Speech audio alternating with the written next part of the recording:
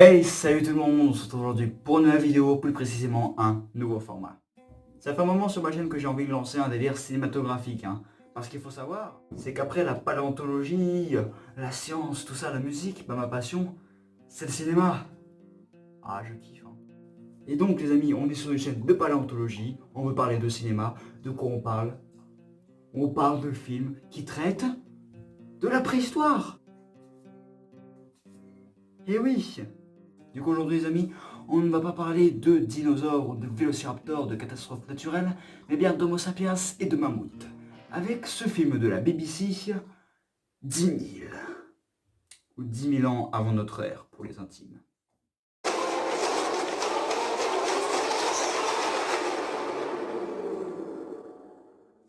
Ce sera donc en plusieurs parties. En premier, je vais raconter un petit peu l'histoire du film. Non mais je vous dis, hein, ça va être que des spoilers pour ce format, donc si vous n'avez pas vu les films, courez les voir, ou sinon, bah, restez. Je vais raconter le film, après je vais dire qu'est-ce que j'en ai pensé, je vais parler des points positifs et des points négatifs. Points positifs. Non parce que j'ai du mal. J'aime le français. 10 000 est donc un film sorti en 2008, produit par la BBC et réalisé par Sir Roland Emmerich. Il y avait donc de l'espoir. Selon certaines interviews, le tournage était assez compliqué, mais au final, le film sortira le 12 mars 2008 en France. Mais bref, maintenant, c'est quoi l'histoire du film? 10 000, ça se passe il y a 10 000 ans. On va suivre les aventures d'un jeune Homo sapiens qui se nomme Télé, abandonné par son père dès le plus jeune âge. C'est donc le meilleur ami de son père qui va lui enseigner à traquer et à tuer les légendaires Manak, ou mammouths pour les intimes. D'ailleurs, ça va donner lieu à l'une des scènes les plus stylées du film, à savoir la poursuite des mammouths. Je la trouve plutôt classe. Mais ça va pas ranger notre cher Délé, vu que celui-ci va se retrouver en combat singulier contre le mammouth. Alors il va beaucoup galérer, mais au final il va réussir à le tuer et il va avoir la cote partout dans le village. Il va tellement avoir la cote d'ailleurs qu'il va gagner la lance blanche. Alors la lance blanche, on la gagne quand on est digne d'être un bon chasseur. Délé est digne. Sauf que le problème, c'est que quand tout va bien, et bah tout va mal. Vu que là, des méchants à dos de chevaux arrivent pour voler des gentils, tuer des gentils et voler la meuf de Délé. Du coup, il est pas content. Il va donc monter une team Avengers 1.0 avec son beau-père et un gosse qui est chiant. Ils vont suivre les méchants jusqu'à même arriver dans une forêt peuplée de Gastornis affamés, qui est d'ailleurs l'une des scènes les plus réussites du film. C'est sans doute ma préférée.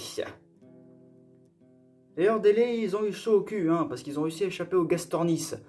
Enfin, pas complètement. Parce qu'en fait, bah, son faux père, il s'est fait becter par un de ces oiseaux. Enfin, il est encore vivant, mais il est plus très frais, quoi. Du coup, bon, en fait, Délé, il va chercher à manger, sauf qu'il tombe dans un piège. Et dans le piège, eh ben, il y a Minou. Bon, ok, c'est un tigre à dents de sabre, et puis il est classe. Et comme Délé, il est gentil, eh ben, il délivre le tigre à dents de sabre. Et du coup, bah, celui-ci, il est content. Et ils font copain-copain.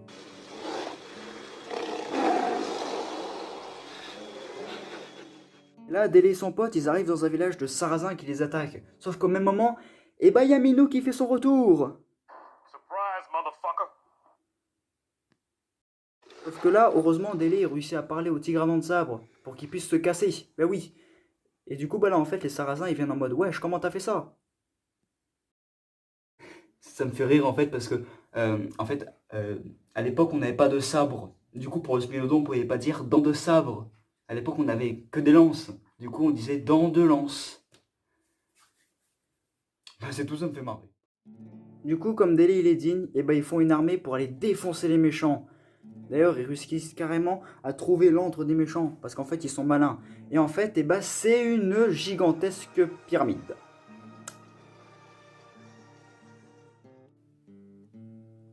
Pyramide. Vous êtes sûr que c'est la BBC qui a réalisé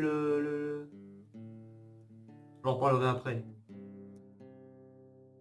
Bon, après, il y a quand même des mammouths qui sont réduits à l'état d'esclaves. Et ça, je trouve ça stylé en vrai. Je sais pas vous, mais. Mais bon, bref. Du coup, avec un plan infaillible, et bah, délai ces hommes, ils réussissent à, bah, déjà à libérer les mammouths, ce qui est déjà une bonne chose en soi, à libérer les autres Antilles et à tuer le dieu des méchants. Mais bon, ça, après, le dieu des méchants, on le voit pas beaucoup, on doit le voir peut-être 5 minutes dans tout le film.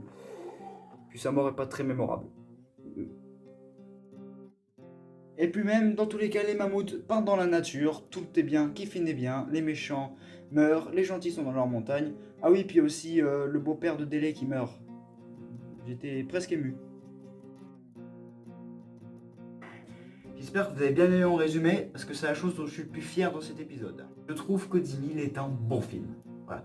J'ai passé un très bon moment devant, mais ça c'est peut-être à cause de mon côté j'aime la préhistoire. Mais même sans ça, franchement, avec des yeux de téléspectateur comme ça, j'ai bien aimé le film. Je trouve que c'est un joli film. Je me suis attaché à presque tous les personnages, hein, sauf le roi des méchants, parce que déjà on le voit pas beaucoup dans le film. Mais ça, je vais en parler dans les points négatifs. Et au niveau des bons points du film, hein, les points forts, déjà faut dire ce qui est, c'est beau. Déjà les paysages sont vachement cool, les décors sont plutôt bien faits, et le fait que les Homo sapiens c'est des Lox, j'ai trouvé ça vachement sympa. Et puis les effets spéciaux aussi, hein, les mammouths en CGI, ils en jettent, hein, vraiment pour un film de 2008. Ils sont vachement imposants, non franchement je suis pas déçu. Même s'il y a quand même des moments qui m'ont un petit peu fait mal aux yeux, je dis ça, je dis rien. Et tous ces points vont faire que je trouve que ce film est joli. Maintenant, ça va commencer à chauffer un petit peu. Maintenant, on va parler des choses qui ne vont pas pour 10 000. On va commencer par du point de vue scénaristique, tout ça. Puis après, on va parler de la paléontologie. Et un petit peu d'archéologie, vous allez voir. Déjà, la première chose qui m'a sauté aux yeux, c'est le rythme du film.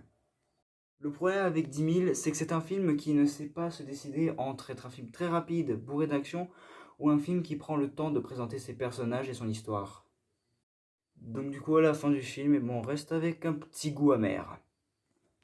Et bon, aussi, comme j'ai dit, hein, les méchants qui sont très méchants et donc peu marquants. Et en parlant de méchants, on va parler de leur glorieuse cité, à savoir des pyramides.